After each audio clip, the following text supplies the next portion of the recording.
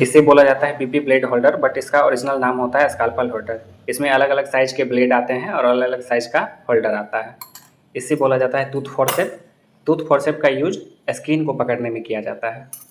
ये होता है स्मूथ फोर्सेप। स्मूथ फोर्सेप का यूज कोई सॉफ्ट टिश्यू पकड़ने में किया जाता है इसका यूज। ये होता है mosquito forcep. Mosquito forcep size में काफ़ी छोटा होता है। इसका यूज ब्लीडर्स को पकड़ने में किया जाता है। ये कर्व होता है यहाँ पे, इसको बोला जाता है आर्टरी फोर्सेप। और सेम एक और फोर्सेप होता है जो कि सीधा होता है, इसको बोला जाता है स्ट्रेट फोर्सेप। इसे बोला जाता है निडल होल्डर। इसका यूज स्टिच करने में, निडल पकड़ने में किया जाता है। ये होता है स्ट्रेट सीजर। स्ट्रेट सीजर का यूज किसी भी चीज़ को कट करने में किया जाता है। ये होता है फाइन सीजर। फाइन सीजर का यूज अक्सर फासा को कट करने में या स्मूथ मसल्स को कट करने में इसका यूज किया जाता है। ये होता है कर्व सीजर। कर्व सीजर का भी यूज जो फासा या फिर कोई टेंडन मजबूत होता है उसको कट करने में किया जाता है।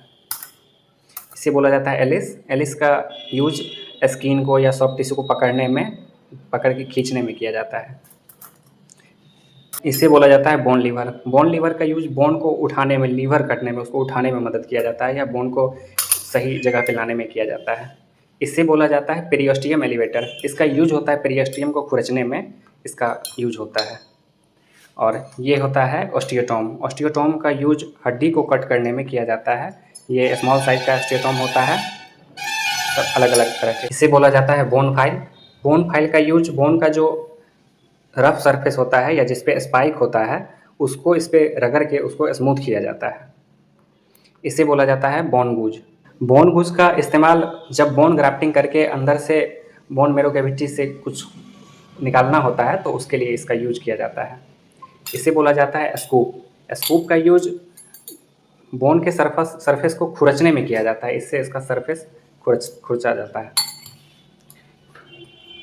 इसको बोला जाता है बोन निबलर। बोन निबलर का यूज बोन के स्पाइक को या किसी भी सरफेस को कट करने में किया जाता है। इसे बोला जाता है बोन कटर। इससे बोन के स्पाइक को या कोई उभार हो उसको कट करने में किया जाता है। इसे बोला जाता है प्लायर। प्लायर अलग अलग तरीके के होते हैं और प्लायर में ये जो कट देख रहे होंगे आप, इस कट से वायर को कट करने का काम किया जाता है।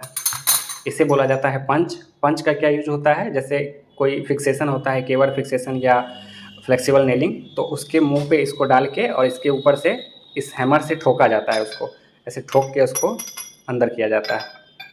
SS wire. एसएस वायर का यूज जब हम टेंशन बेंड वायरिंग करते हैं तो बोन को फिगर ऑफ 8 में बांधने का काम करता है ये। और ये होता है पटेलर क्लैंप। इसका यूज पटेला को ऐसे करके दबाने में किया जाता है। और इसे बोला जाता है वायर पासर। वायर पासर का यूज होता है कि बोन के अंदर से वायर को दोनों तरफ से घुमा के इसको वायर को कसने में, ये इसी एसएस वायर को कसने में इसका यूज किया जाता है।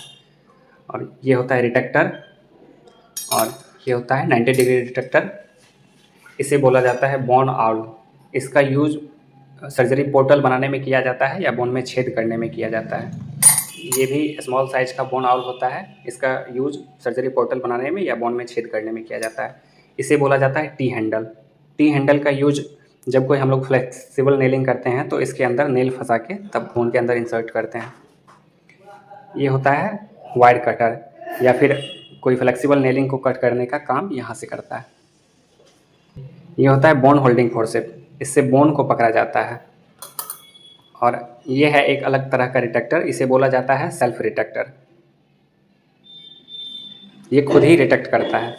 होल्डर, स्पंज होल्डर से क्या करते हैं, कॉटन को पकड़ के और इस बाउल में बीटाडीन को भर के पेशेंट के जिस पार्ट पे सर्जरी होगा या जहाँ पे सर्जरी होगा उस एरिया को हम लोग पेंट करते हैं। क्लैंप, ये छोटे साइज के टॉवल क्लैंप हैं, ये है बड़े साइज के टॉवल क्लैंप जिसका यूज हम लोग टॉवल को पकड़ने में करते हैं। और इसे बोला जाता है किडनी ट्रे।